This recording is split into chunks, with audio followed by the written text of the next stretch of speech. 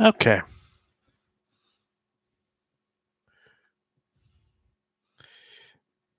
Good evening. Um, I just got back from watching the second part of Dune. Um, very not too long ago. I mean, the time for my particular take was 11:15, and it was, I think, somewhat like 30 minutes later before an actual film unspooled, or the laser IMAX. I mean, it is an astounding film to be watched um, in that format. Um, and I watched it just after having watched streamed the first part, and I have to say, I'm gonna preface this by saying I'm gonna be free with spoilers. So if you want to be kind of able to kind of go in and out of this without any problems, I would go ahead and just watch the film first. Because I'm just gonna go stream of conscious here, so I'm not gonna censor myself.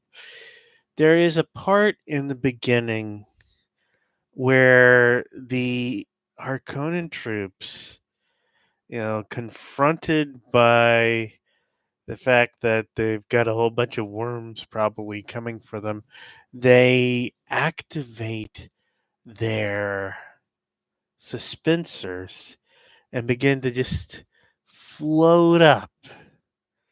And it's just such a this. If there's one thing I think Villeneuve does great with his science fiction in Dune, um, it's that he kind of gives a sense of a world where people kind of they look at a dispenser and they see, "Ooh, this is the way I can I can abuse this technology." This is the way we might in playing a video game. And I think that that is the lovely part about how Denis Villeneuve um, exploits. It's he's kind of if I'm really to be frank about it, he does not do a one to one. Uh, Although I might be wrong about this, he doesn't seem to do a one for one sort of adaptation of scenes. Uh, in many cases, though you know,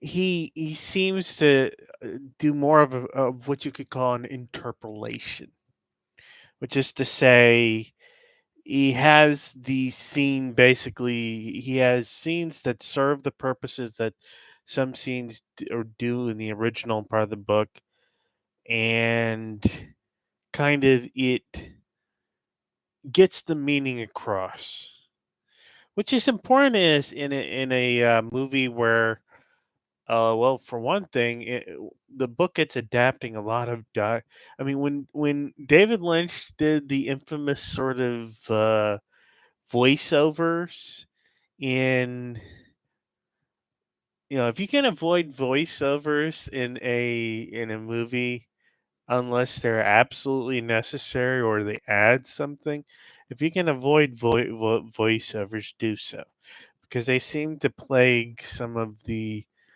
um some of the less well received versions of different movies. They it's like Blade Runner, the original version has the infamous voiceover, and then you have the infamous voiceovers from Dune 1984. It's not that it's bad to have a voiceover. It's just not a crutch you want to be leaning on too much. I mean, alternatively, if you want a show where it actually kind of works to have the voiceovers going on, Goodfellas, Martin Scorsese's Goodfellas. That's an example of a film where that seems to work just fine. Maybe it's just a matter. A lot of things in film and TV, I would tell people it works depending on context. Th- there's a there's a movie I wanted to watch called Bunraku, Bunraku, um, and it looked pretty cool. The previews and the material about it, but I just couldn't get into it because they had this narrator, and the narrator never shut up. I mean, they might have had some stylistic justification or something, but still, when it comes down to it, you do not want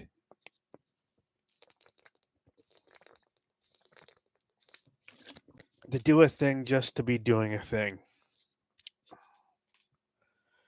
You don't want to, and this is going to be a difficulty I might have. I mean, I'm a basically a wannabe filmmaker.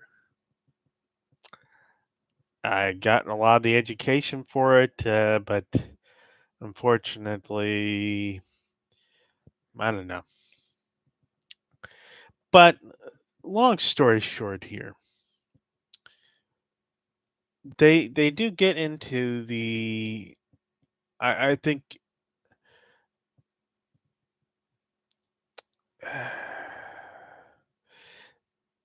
famously Herbert said that the background of the book was the idea that sometimes the leader should come with a label that says warning may be dangerous to your health, and that's all well and good, except the ending kind of lends. Trying to pick up a cable down here. The ending. Let's see, is that a? Yeah, it's a USB. Uh, the ending kind of lends itself to an interpretation that sees what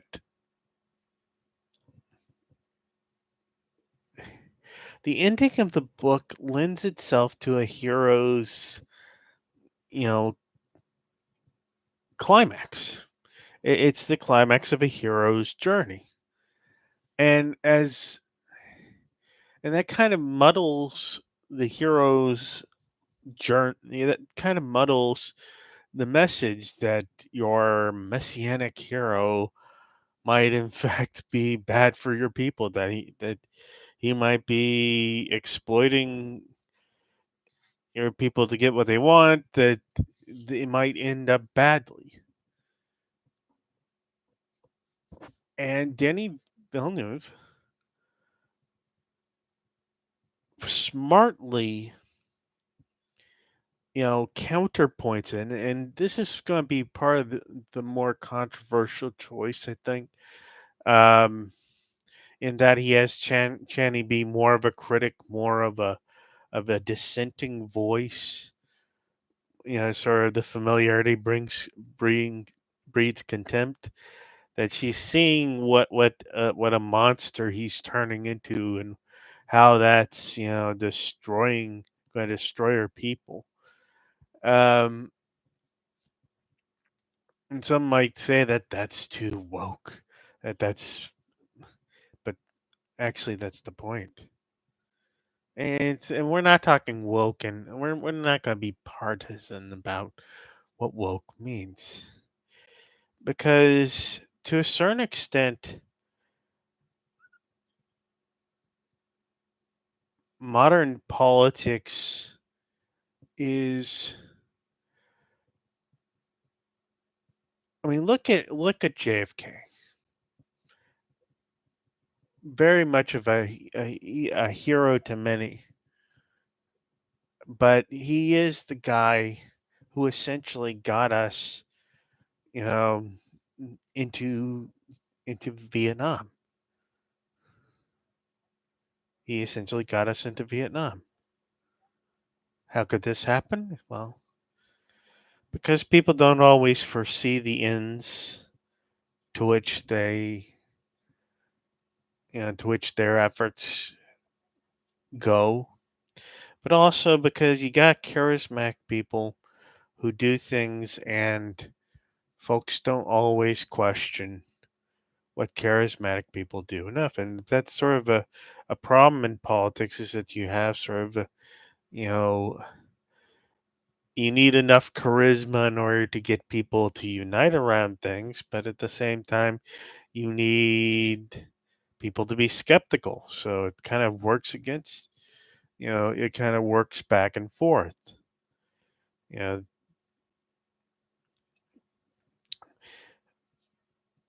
it, but the message that a charismatic leader can be harmful to people. That's one that both Democrats and Republicans should take to heart, especially Republicans these days, because they're in the process of letting their party be ripped apart, turned into a bunch of flaccid cowards. I mean, that's all that's left.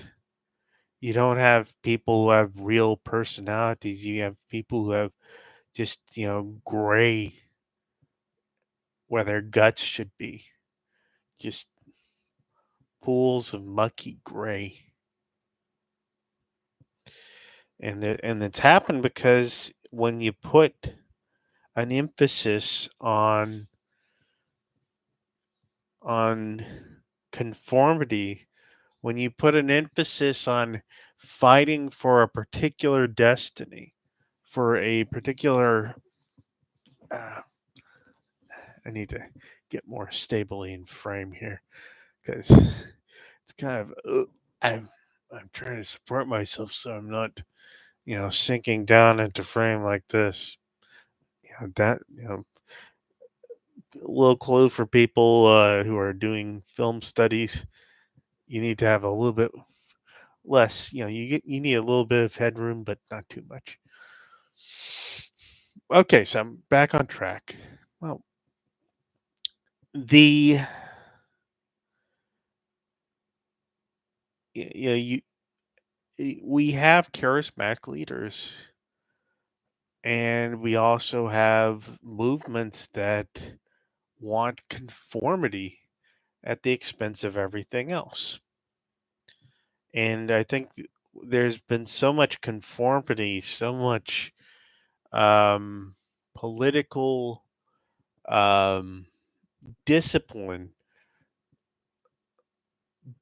depended on for so long in the Republican Party that it's become, you're judged a rhino if you don't conform all the time. And that, of course, is a problem for them and for us, because folks aren't abandoning the bad ideas. Now, I mentioned Fight Club. Let me relate one thing that happened in January 6th. The Ashley Babbitt. It is remarkable the parallels between Ashley Babbitt in real life and Robert Paulson in Fight Club. The situations are, I mean, Robert Paulson. This is spoilers for a movie that's about 25 years old at this point. I actually saw it in the theaters, which is actually something to boast about, because a lot of people didn't see it in the theaters, and that's why it flopped. Fight Club flopped in its first run. People don't know that. It was and it was a great film to see in the theaters. Uh, I'm glad it got a more of a audience elsewhere, but like many satires, people misinterpret it. Yeah, they glamorize, they glamorize it. They look at it and they're wondering the same things that folks were wondering in 1999. And that's the thing. That is the thing. What were people I mean, we ask, where is our Great War? Where is our Great Depression? Now we know. We got what we were wishing for, and damn it if we didn't. Damn it if we didn't. Um, if it wasn't what we were looking for. We wanted a chance to live in interesting times, and unfortunately, we were accommodated. And now our nation is much poorer. Now our nation is much, you know, more traumatized.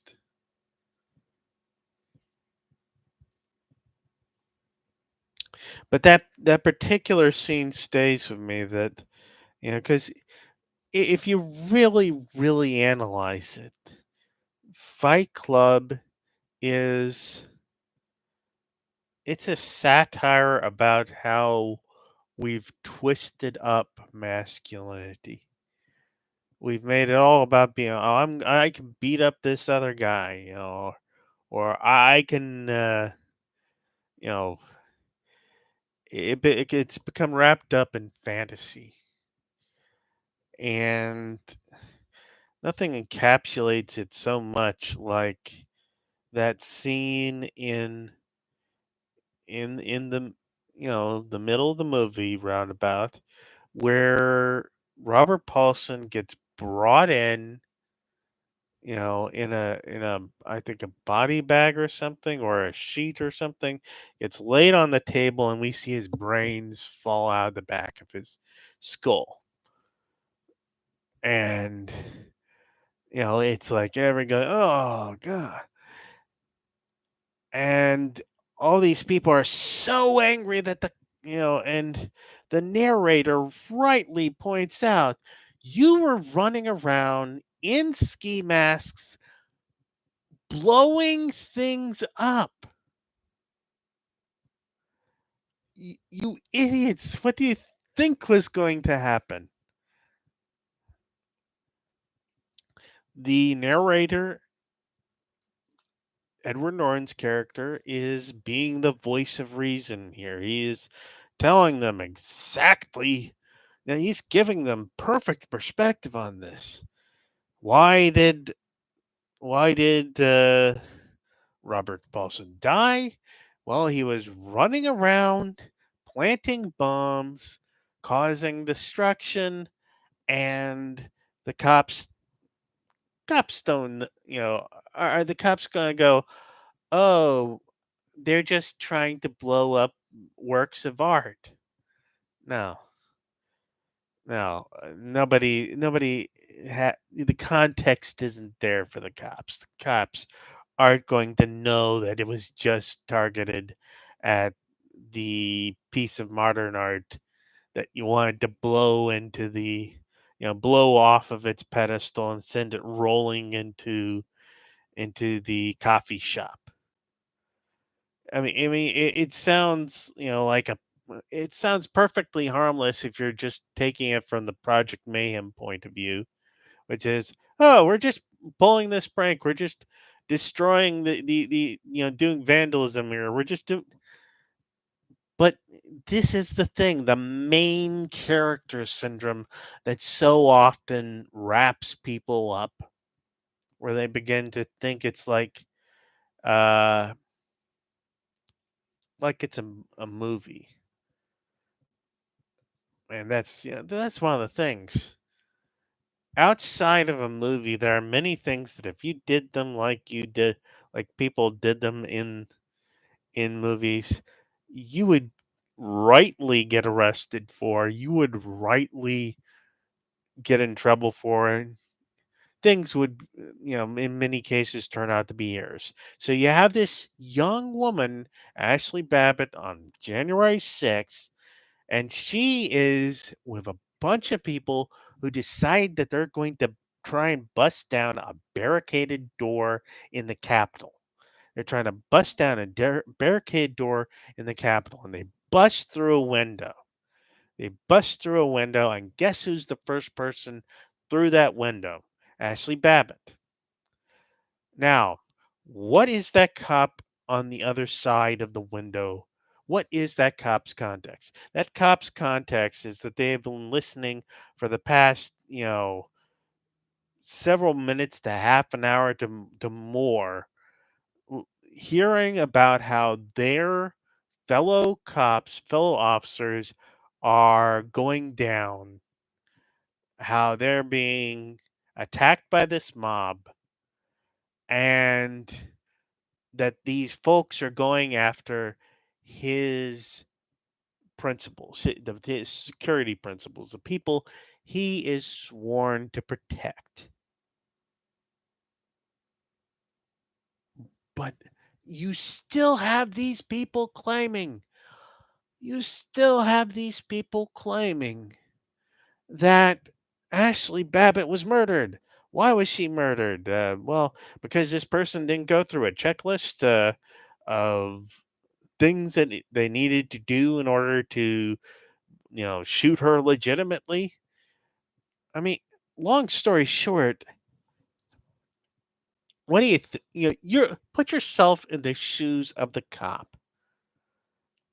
All that I mentioned before, but also kind of just virtual reality yourself into that cop's position.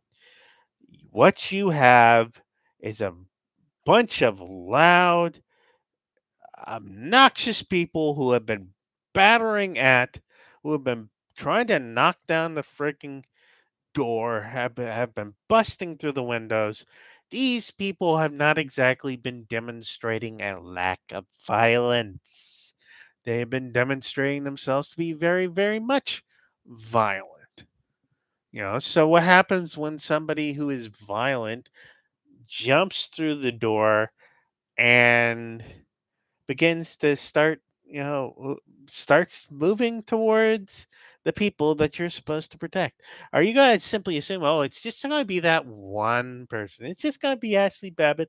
She's going to just come in, visit, get some autographs. No. Ashley Babbitt, when she showed up, what was she doing? She was likely wanting to either run off the, basically terrorize, run off the Congress people, take them hostage,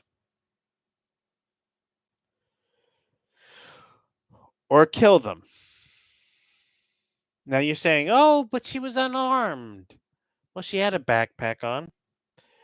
And exactly how is this cop here who's standing there with his gun out? How is that cop supposed to establish that this young woman coming through with a backpack doesn't have something like a knife or a stun gun or some other kind of weapon in her backpack that she simply stowed in there just to get through the door? How does he know? The answer is he doesn't. So pretty much she gets shot because she's doing the kind of things that gets people shot in a situation like this. And it's sad, you know, it's sad that somebody gets killed because they were convinced of a lie. But it's not murder.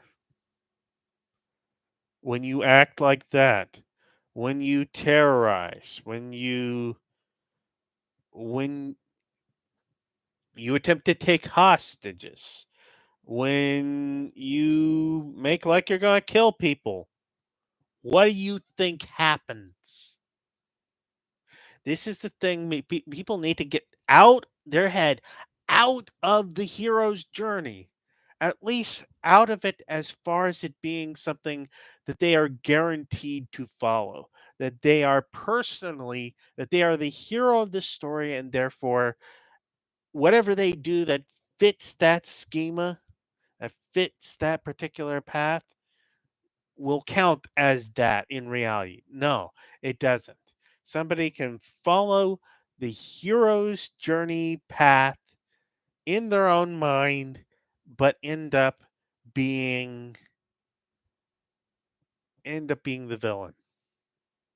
And a lot of people ended up being the villain despite what they thought of themselves. And here we get into the other example that I bring up, the one that was quite a bit more successful, despite the fact that I guess you could say it was similarly violent, similarly punkish, but in spring 1999, it was The Matrix that was the hit rather than Fight Club. The Matrix was the big hit, and a lot of people glommed onto it because who doesn't want to be the one? Who doesn't want to be the guy who fights back against a fake reality?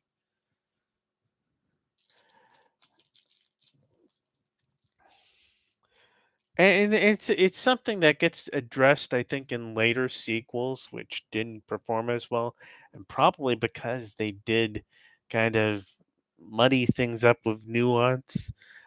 But the the Matrix, a lot of people identify with the blue pill and red pill, and they identify themselves as the red pill. When, the thing about it is, you know, this is something people need to realize is that they'll recount it, the Wachowski sisters. They'll recount how a lot of the narrative was shaped by their own transgender experience. And there's a lot of people who don't want to hear that. They want to feel that, that it's all about, you know, dealing with, all the lies and that people tell. The thing about it is, even in the original trilogy, the original, they kind of they basically reveal that, and this is spoilers. I'm going spoilers for every movie that I talk about, so please. Um, in the original Matrix trilogy, it turns out that the city of Zion is just another layer of control.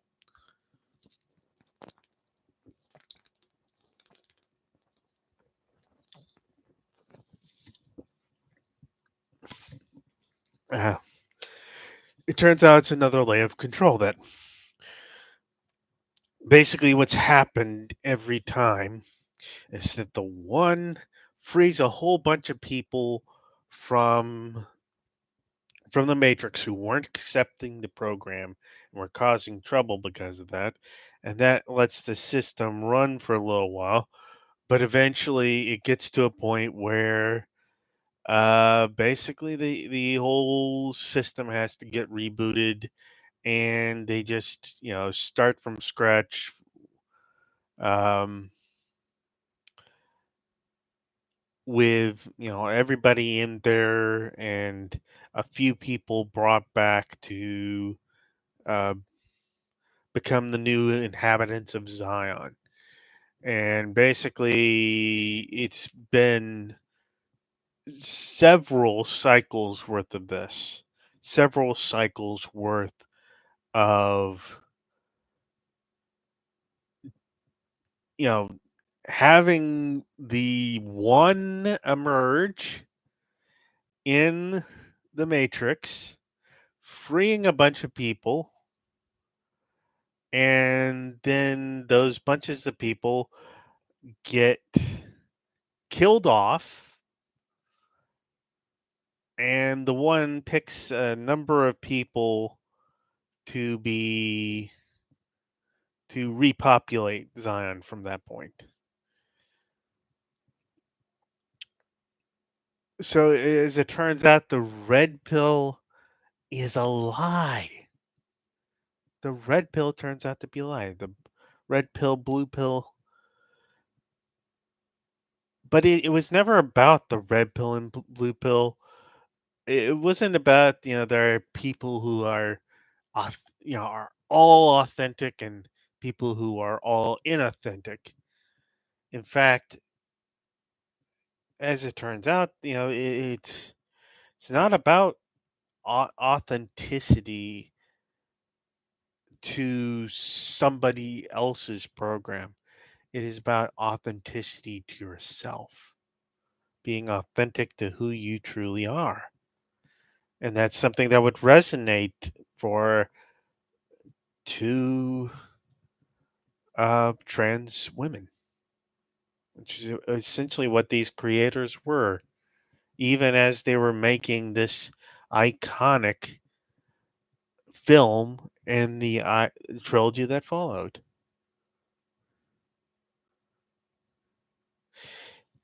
But you got so many people who kind of take the opposite, who have basically taken hijacked this notion of, oh, wake up to the real reality, and they say it's my reality you need to wake up to, which is, this is one of the things about modern conservatism, is that it's pulled this incredible trick of basically getting everybody to think that their position is a neutral position, that their position is the literal translation of the law, the literal translation of the Bible, the literal that their interpretation of all these different things are the right and good and proper interpretation no matter what. Yeah, it's that thing of conformity again. That whole thing of you want to you have to basically buy along with all of it, or else we're just going to exclude you or say that your beliefs are false. This is this is how they have come to dominate our politics for so long, and why they keep on getting put back in charge when it's clear that they do not know what they're doing. If you want the true blue pill, red pill, blue pill, it's that throughout my lifetime, I'm about 44 years old. Throughout my lifetime, there's there have been some basic constants in the way the right wing in America operates. It has always been saying that we need to lower taxes, and we've done that 3 times, and each time it's caused greater deficit, greater debt, but it all gets blamed on the spending instead. um Every time they've been given the leeway that they have increased spending, often mostly in the defense industry area, but they'll claim to be against the military industrial complex, which is another one of these lies that they tell. And so another thing that they'll always talk about is deregulation, how there needs to be deregulation. And they've done this over and over and over again. And the way they get away with it is that they remarket it every time. So it's sort of like it's sort of like the Matrix getting rebooted again and again and again, as people forget, as the attack on the old, uh, it just gets the lie gets reconditioned, refurbished, and put out there. So they go from Reagan's Morning in America to Bush's kinder, gentler America to Gingrich's Contract with America, Bush Jr.'s, W's, you know, um, compassionate conservatism. And then in 2008, you get the Palinist sort of, you get the Palinists, and you get the whole Tea Party thing led by the rant of the year that gets well publicized, which it's an extraordinary thing if you actually look at it. What what's going on? If you scrub away all the populist messaging and you realize that it's basically a media elite figure complaining about people's mortgages on the floor of the New York Stock Exchange's bond market. This is as elitist as you can get, and yet people somehow thought it was all about, you know, the people somehow thought that this was a populist thing he was saying. No, it's never been populist. It keeps getting recycled and refurbished with this populist wrapping around it, this packaging, marketing around it, but it's elitism at its worst. And we get this again with Trumpism. We get this again with Trump's sort of ideology. We get the tax cuts again. We get the deregulation again. We get all the different stuff. And finally, after years of threatening it, they overturn Roe v. Wade and all that. So it's the same thing over and over again. And it hasn't improved things.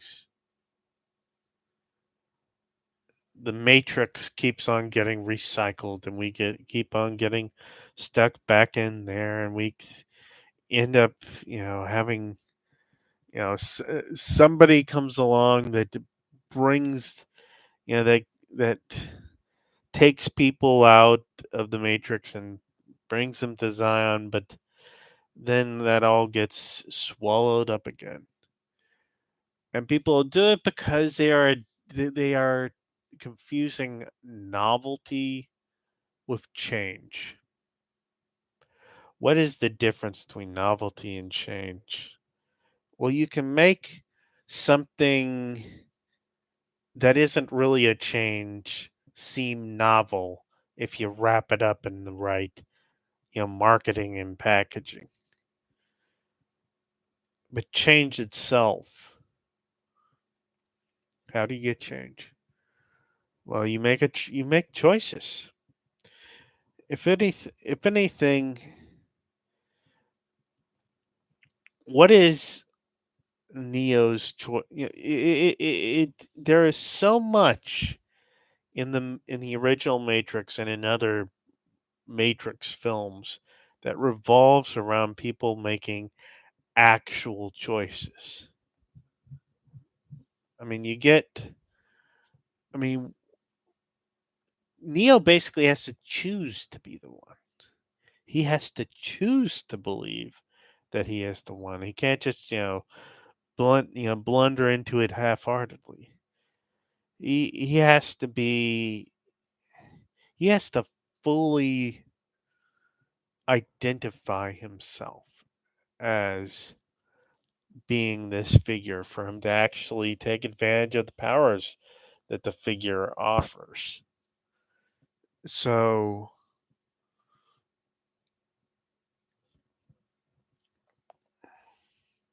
and there's a part, uh, after he's chosen to fight back against there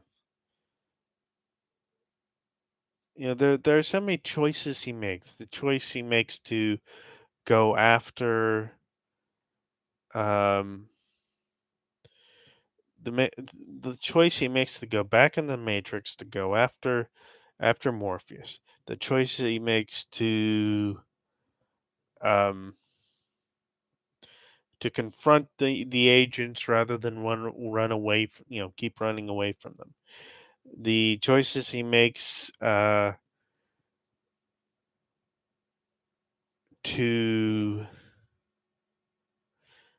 come back after he's been apparently killed. There's so many different choices that he makes throughout the series that define who he is. But one particular choice is, you know, you have this point where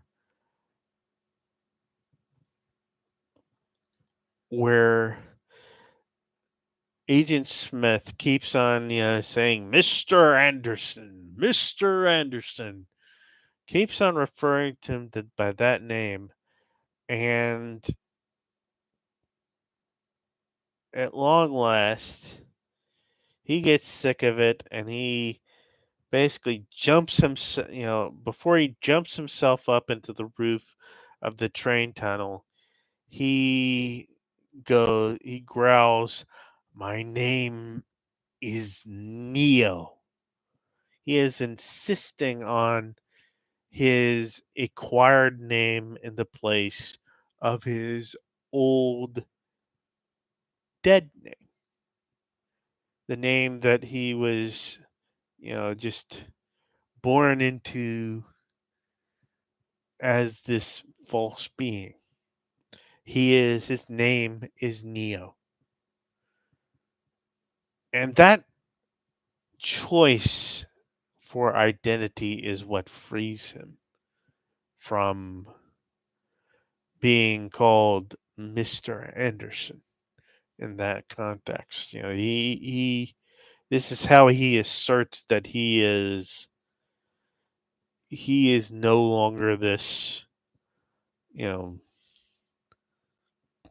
just this human hacker living a double life. He is a single person. He is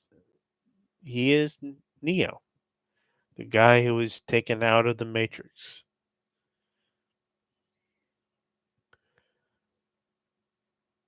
It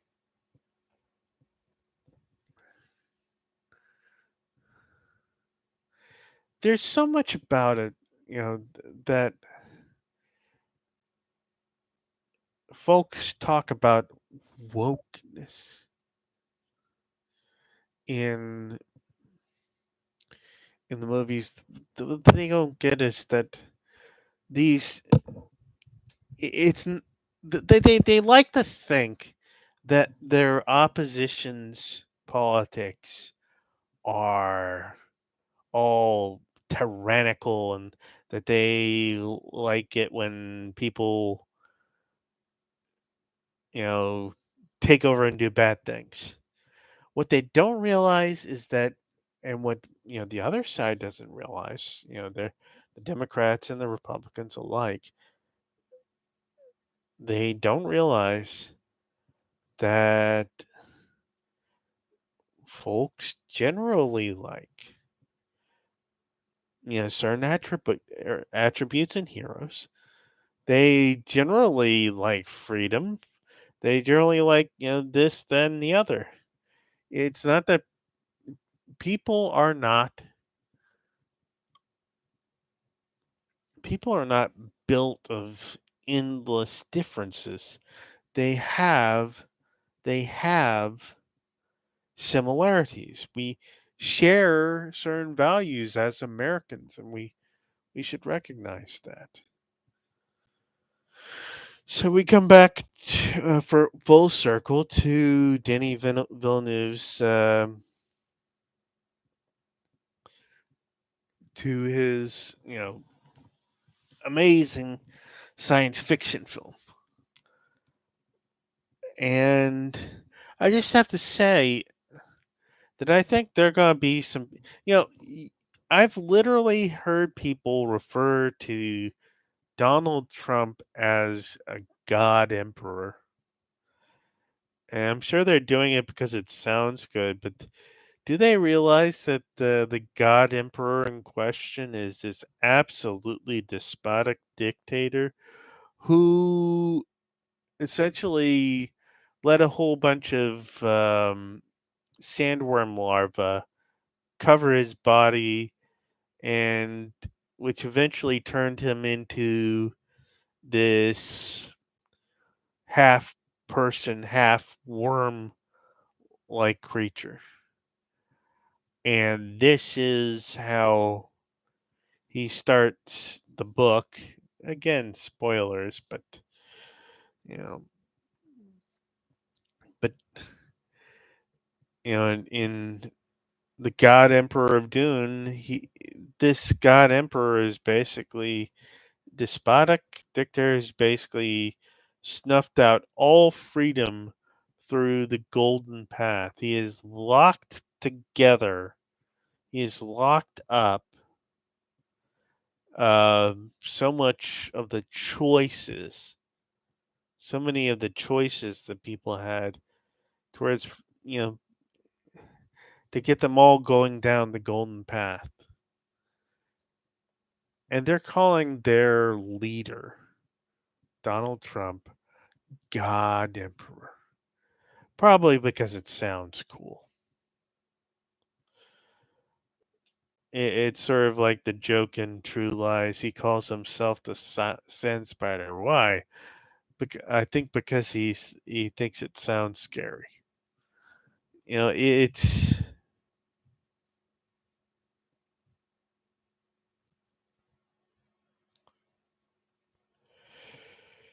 it. I am betting you that over the next few months, you're going to get people who look at Paul's descent into the genocidal mania, and they're going to say, "This is what we want to be. This is what we want to identify with." You know, Trump is Paul Atreides here. I bet you that somebody's going to do something like that. And it's the same way with evangelicals and a lot of government. They don't seem to process the lessons of the prophets, the lessons of the judges. They don't seem to remember what uh, what they don't seem to recognize that there's a warning deep inside there. Even though I think most people will walk out of the theaters, profoundly queasy about what happened. But there will be some people who just look at what happened with the Fremen in this movie and just think that Paul was doing his, you know, that Paul was always justified.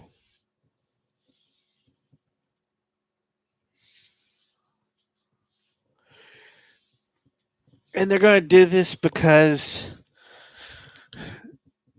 one thing people like to do is surround their politics, their ideology, with appealing trappings. So, my bet is going to be that they're going to try and cast Trump as sort of a Paul Atreides of a sort. They're going to try and say that that well,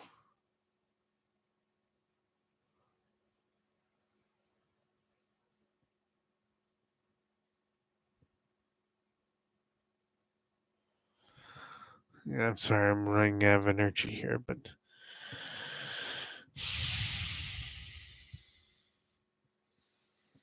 there is this sort of tendency in human beings to try and make themselves the hero of their own stories or to make others the hero of the stories. But the problem is and will be ultimately that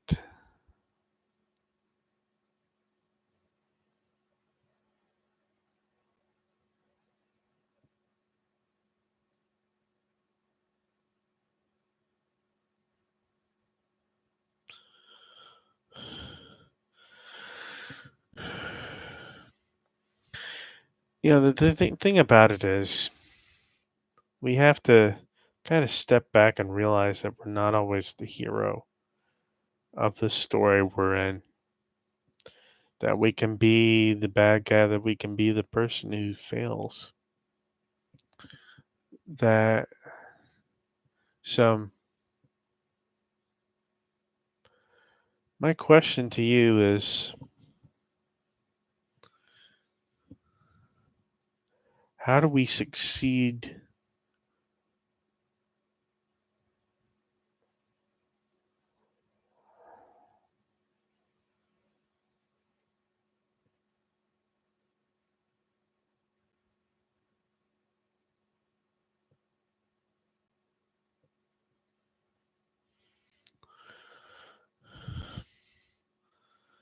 Yeah, I'm getting tired here. I'm probably going to do more of that sort of like sort of nod off. So I'm going to just shut things down. But hopefully, I've said some interesting things and you have something to consider.